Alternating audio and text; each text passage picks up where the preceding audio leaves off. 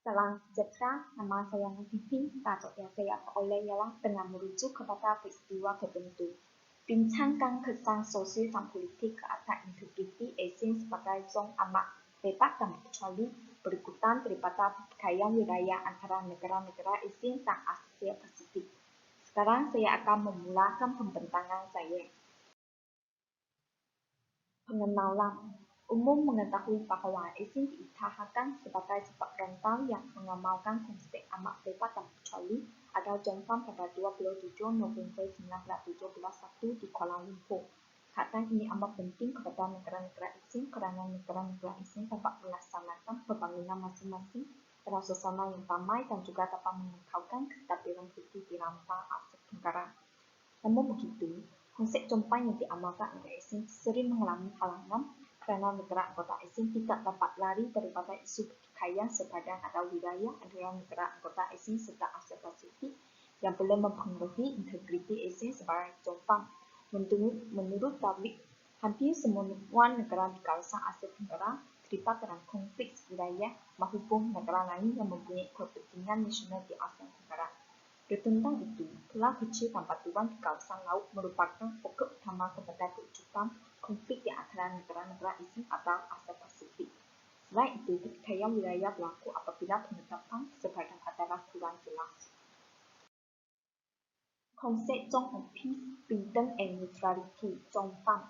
Jomfam atau dikenali sebagai Zon Amat Bebas dan Berkecuali telah ditandatangani oleh Menteri Luar Indonesia, Malaysia, Filipina dan Singapura melalui Deklarasi Kuala Lumpur pada 27 November 1971. Zone of Peace, Freedom and Neutrality (Jomfam) mempunyai makna yang tersendiri. Peace bermaksud amat, iaitu mempunyai hubungan harmoni antara negara. Keadaan amat tidak akan hidup sekiranya timbul konflik politik antara negara. Selain itu, freedom bermaksud kebebasan, iaitu kebebasan sebuah negara daripada kawalan, penguasaan atau campur tangan negara luar dalam hak ehwal urusan dalam atau luaran negara. Neutrality pula bermaksud berkecuali, iaitu bersikap berkecuali atau tidak memihak kepada mana-mana negara yang mempunyai konflik dengan negara yang lain. Faktor yang berlaku pertikaian wilayah antara negara-negara ASEAN dan Asia Pasifik.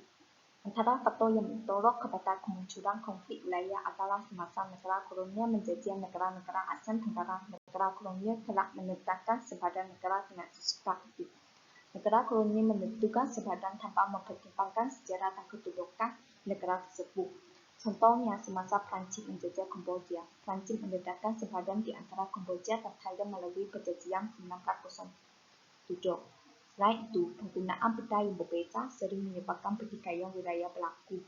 Setengah negara di Asia Tenggara menerbitkan peta batasan wilayah atau sepadan wilayah yang ditetapkan oleh penjajah apabila batasan wilayah atau sepadan wilayah yang ditetapkan oleh penjajah itu dilihat amat menguntungkan. Contohnya, isu pertikaian wilayah antara Malaysia dengan Indonesia bermula semula apabila Indonesia menyatakan bahawa Malaysia dalam pemetaan yang dibuat pada 21 Disember 1979 telah memasukkan ketua-ketua pulau, iaitu Pulau Likitan dan Pulau Sepadan ke dalam wilayahnya.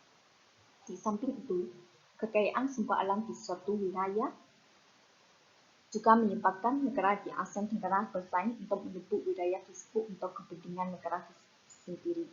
Contohnya, beberapa negara di Asia Tenggara dan China merebut kepulauan Spratly kerana ingin mengeksploitasi kekayaan hasil bumi seperti minyak, gas bumi dan hasil laut seperti sumber protein.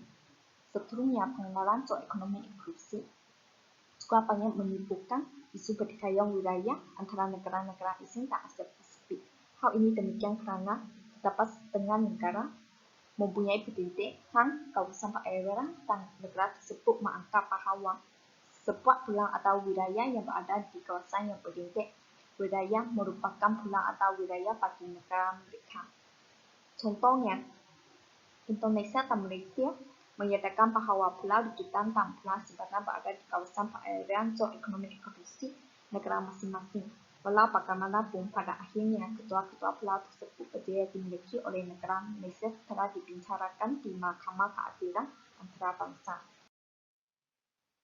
Kesan sosial dan politik isu pertikaian wilayah antara negara-negara ASEAN dan Asia Pasifik ke atas integriti ASEAN sebagai jom amat lebat terkecuali, jom PAM. Setiap peristiwa pertikaian wilayah yang dikemukakan dan dijelaskan akan disertakan kesan sosial dan politik ke atas integriti ASEAN sebagai jom amat lebat terkecuali. Beberapa peristiwa pertikaian yang melibatkan antara negara anggota ASEAN dan Asia Pasifik. Antaranya ialah isu tuntutan Filipina tentang Sabah. Tuntutan Filipina tentang Sabah bermula sejak April 1962. Pada masa tersebut, konsep Ketua Malaysia sedang diperdebatkan. Kerajaan Filipina membuat pengumuman rasmi tuntutan tentang Sabah pada ketika itu kerana British telah membuat keputusan untuk menubuhkan gagasan Malaysia dengan Borneo Utara merupakan salah satu negeri bagi gagasan Malaysia. Keadaan ini amat membimbangkan kerajaan Filipina, namun atas semangat ASEAN, kerajaan Filipina telah membatalkan tuntutan pada masa tersebut dan mengiktiraf Sabah sebagai sebahagian daripada Malaysia. Walau bagaimanapun, isu tuntutan Filipina tentang Sabah telah dibagikan pada tahun yang seteruskan dan hal ini menyebabkan isu tuntutan Filipina ke atas Sabah belum lagi diselesaikan. Kronologi isu tuntutan Filipina tentang Sabah. Pada abad ke-14 dan ke-15, Empayar Kesultanan Brunei telah menguasai keseluruhan kepulauan Nusantara. Pada abad ke-17 dan ke-18, sebahagian besar wilayah di bahagian utara dan pantai timur Sabah telah diserangkan oleh Kesultanan Brunei kepada Kesultanan Sulu kerana Kesultanan Sulu telah memberi pertolongan kepada Kesultanan Brunei Darussalam hal menyelesaikan perang saudara.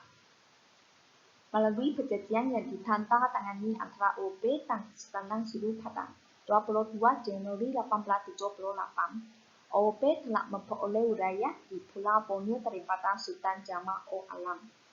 Seterusnya, Malaysia telah ditemburkan pada 16 September 1963 dan Sabah telah dijadikan sebagai salah satu negeri Malaysia. Pada tahun 1977, semasa persidangan kemuncak ASEAN di Kuala Lumpur, Presiden Moskow dengan atas semangat ASEAN telah menarik balik hasrat untuk menuntut Sabah. Tuntutan tentang Sabah ini diulangi semula apabila Presiden Filipina iaitu Macapagal Arroyo melawat ke Kuala Lumpur pada tahun 2011. Pada 12 Februari 2013, keturunan Kesultanan Sulu iaitu Jamaluddin III dengan tentera diraja Kesultanan Sulu telah melakukan pencerobohan senjata di kampung Tan Tua Bidar Sabah, lahan Datuk Sabah. Kesan isu tuntutan Filipina tentang Sabah ke atas integriti ASEAN. Kesan sosial, pertikaian wilayah antara Malaysia dengan Filipina menyebabkan berlakunya pembunuhan di Corregidor. Peristiwa Corregidor yang dikenali sebagai tragedi Capitan 1968 merupakan tragedi pembunuhan beraman ramai Hamsu dan Baidang Capitan oleh Moskow pada tahun 1968. Hal ini yang seterusnya telah menyebabkan peperangan besar menutup pada tahun 1972. Tambahan pula, peristiwa Corregidor juga membawa kepada kebangkitan Moro National Liberation Front. Perjuangan Moro National Liberation Front telah membawa kesan buruk tentang kestabilan dan keamanan Malaysia terutamanya di Sabah apabila berlakunya penambahan pelari dan pendatang asing dari Filipina ke Sabah. Kesan politik. Antara kesan politik isu tuntutan Filipina tentang Sabah adalah hubungan antara Malaysia dengan Filipina menjadi semakin tegang. Penny Wong Hukum 2019 dalam kajiannya telah menyatakan bahawa hubungan Filipina dengan Malaysia dibelenggu oleh isu tuntutan Filipina ke atas Sabah. Isu Ampalak. Pulau Ampalak menjadi perebutan antara Malaysia dengan Indonesia kerana yang mempunyai kepentingan ekonomi. Pulau Ampalak berpotensi untuk menghasilkan petroleum yang berjumlah 764 million ton dan 1.4 trilion kaki gas kubik. Konflik Ambalak berlaku apabila isu pertikaian wilayah Pulau Sipadan dan Pulau Likitan berjaya diselesaikan di Mahkamah Antarabangsa. Punca isu Ambalak. Tuntutan ke atas Pulau Ambalak bermula apabila Syarikat Petroleum Nasional Petronak Malaysia memberi konsesi eksplorasi petroleum kepada Shell yang merupakan sebuah perusahaan minyak berantam pada Februari 2006.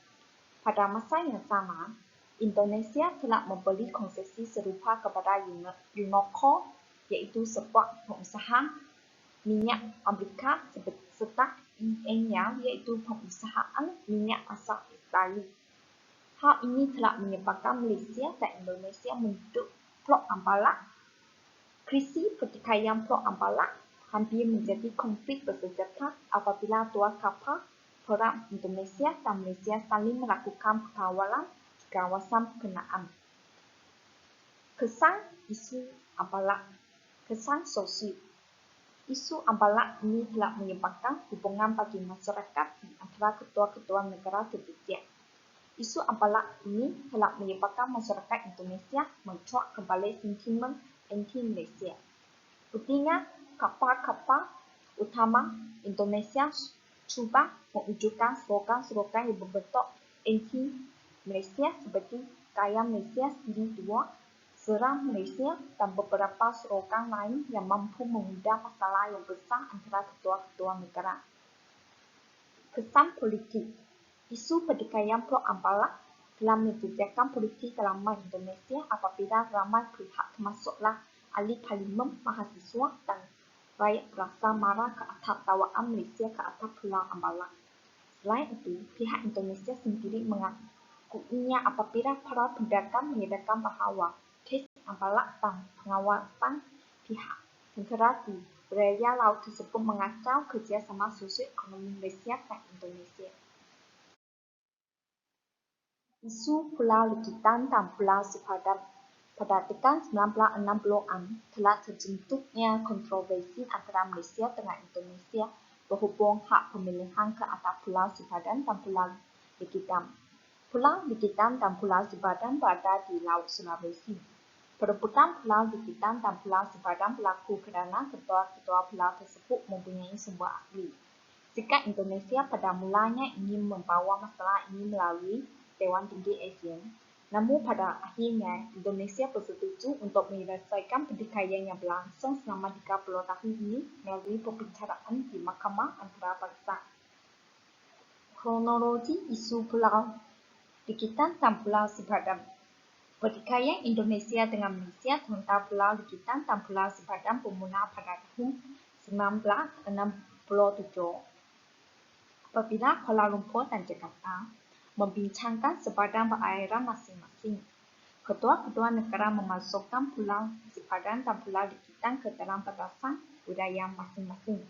Pada 27 Oktober 1969, Indonesia dan Malaysia menandatangani perjanjian yang dikenali sebagai Perjanjian Tanpa Batas Kontinental Indonesia-Malaysia dan ketua-ketua negara melakukan ratifikasi pada 7 November 1969.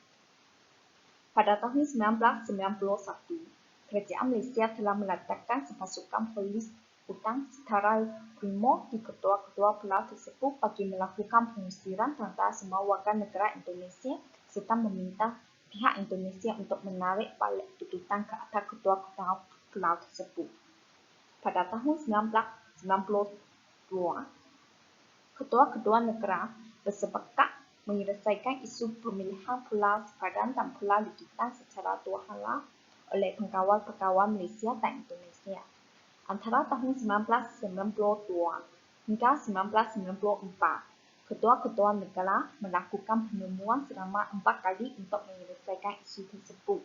Namun, usaha ini masih tidak mencapai hasil kesepakatan.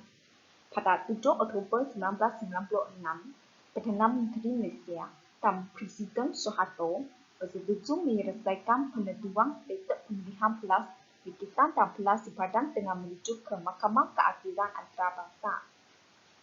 Keputusan yang dikeluarkan oleh Mahkamah Keadilan Antarabangsa pada 17 Disember 2002 telah memberi hak kedaratan wilayah Pulau Ligitang dan Pulau Sipadan kepada Malaysia.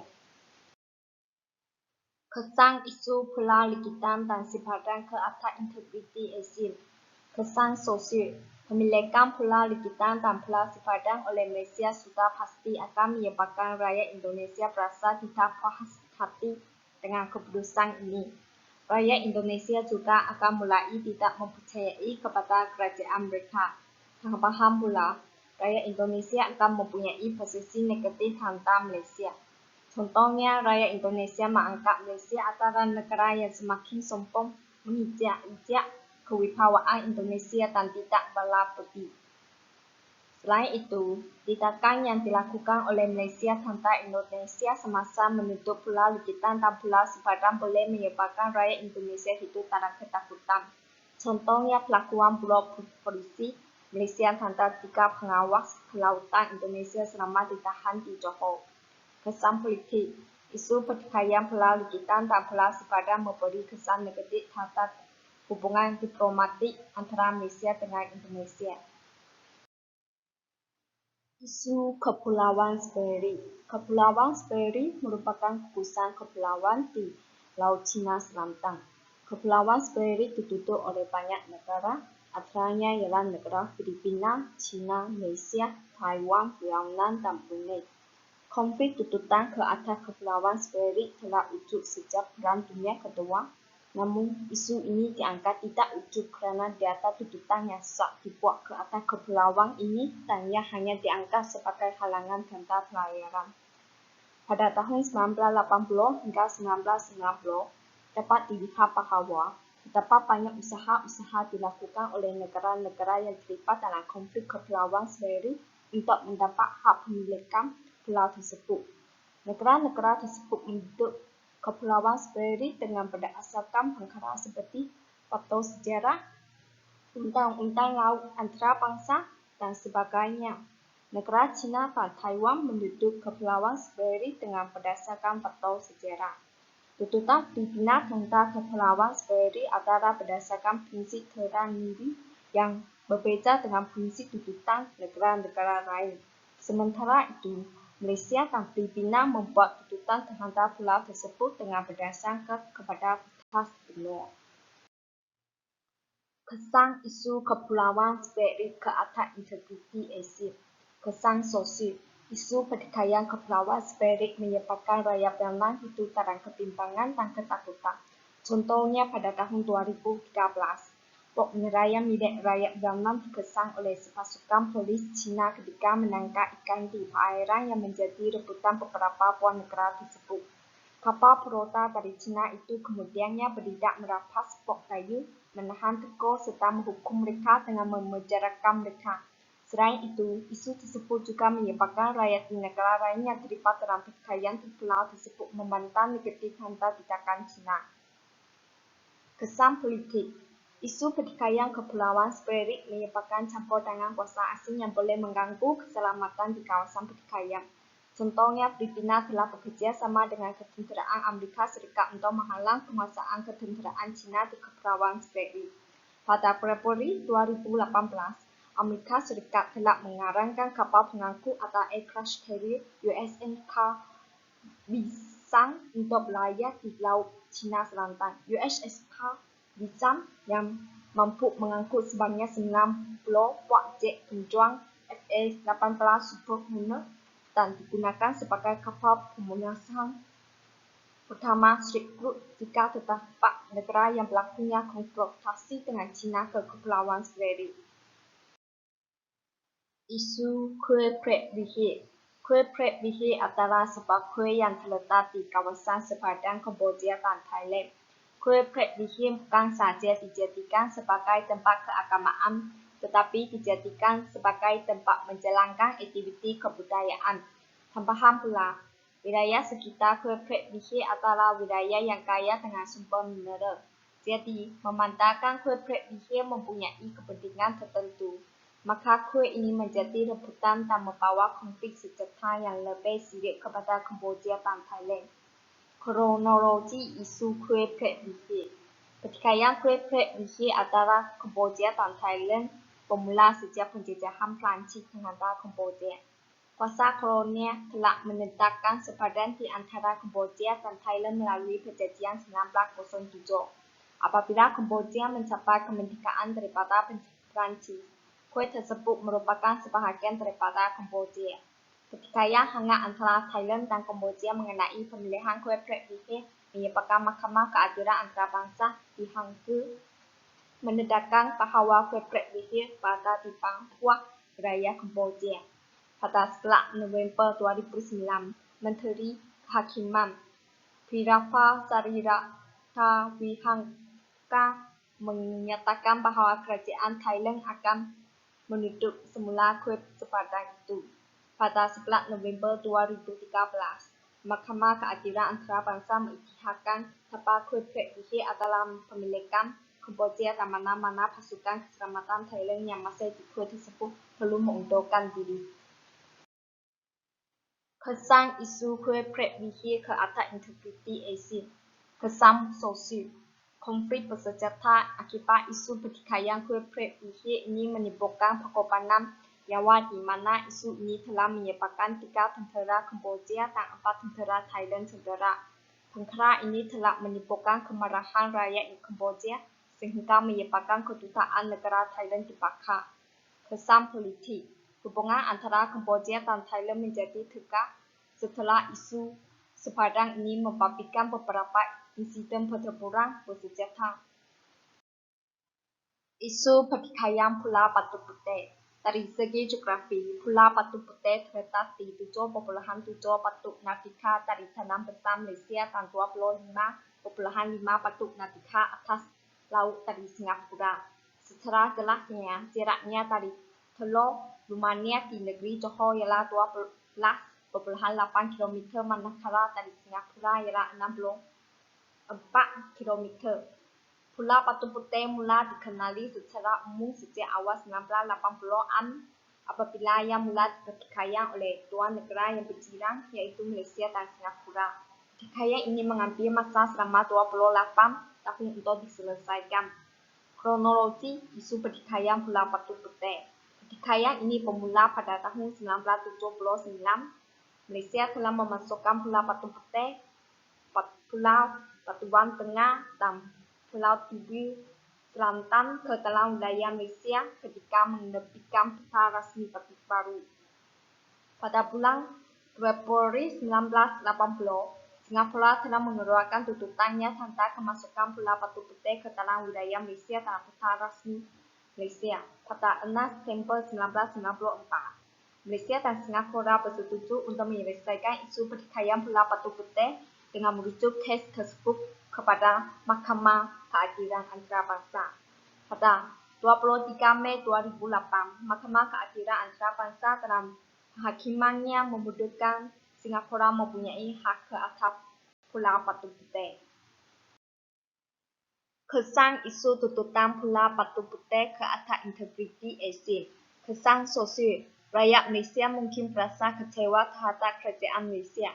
Hal ini demikian kerana rakyat Malaysia beranggapan bahawa Pulau Batu Putih terlepas daripada tangan Malaysia kerana sikap kecuaian kerajaan Malaysia yang beranggapan bahawa melalui faktor sejarah sahaja Malaysia layak untuk menantang memiliki pulau tersebut.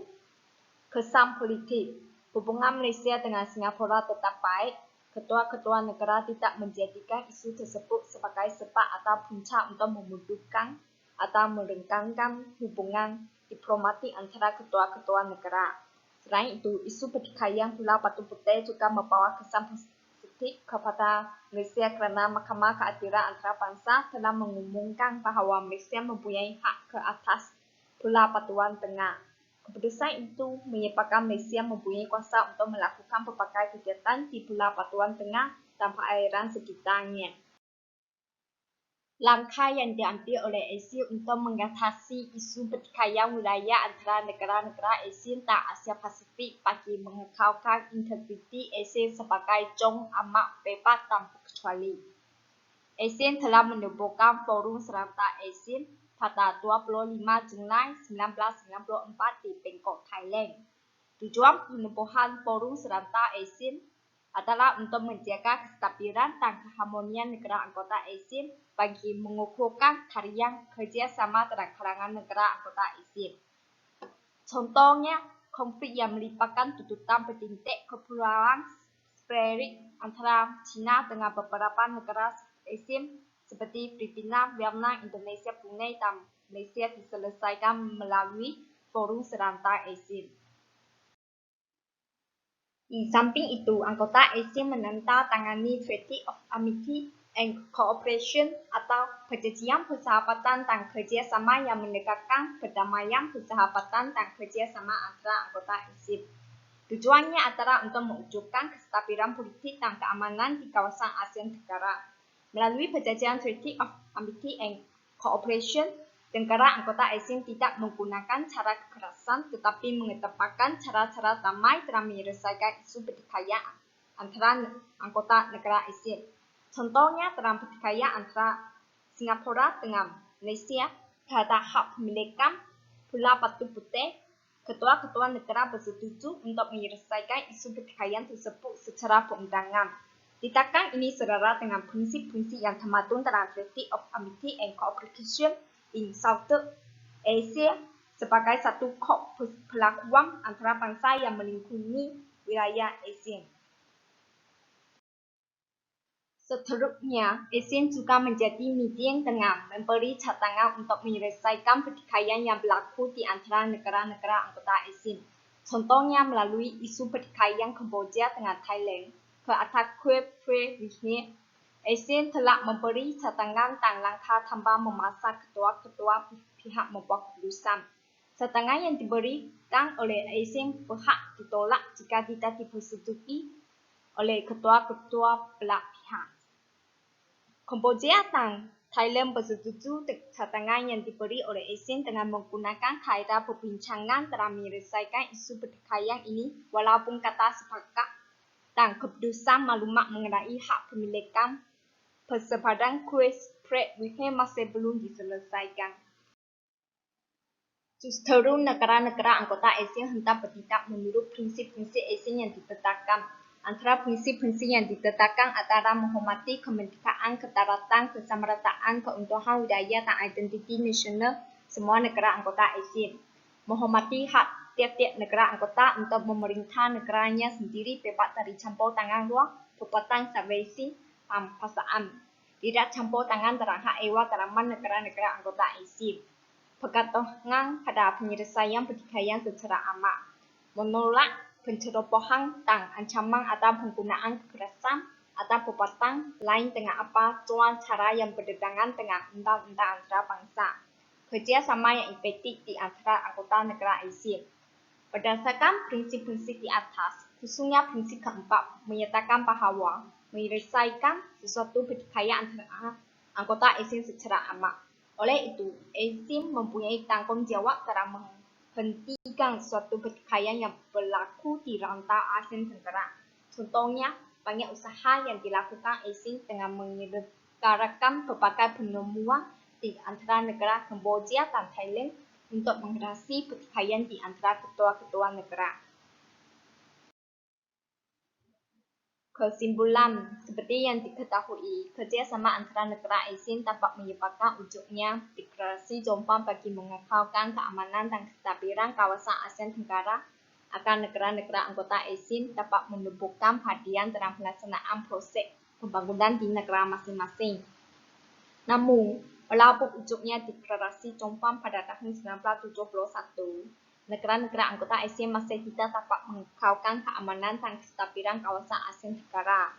Hal ini demikian kerana negara anggota ASEAN serta ASEAN Pasifik sering berlakunya konflik pertikaian wilayah yang boleh mempengaruhi integriti ASEAN sebagai Jombang. Kebanyakan konflik pertikaian wilayah yang berlaku antara negara anggota ASEAN dan ASEAN Pasifik disebabkan oleh wilayah atau pulau yang dipertikaikan mempunyai kebaikan dan kepentingan tertentu dan juga disebabkan oleh penetapan sepadan antara kedua jelas.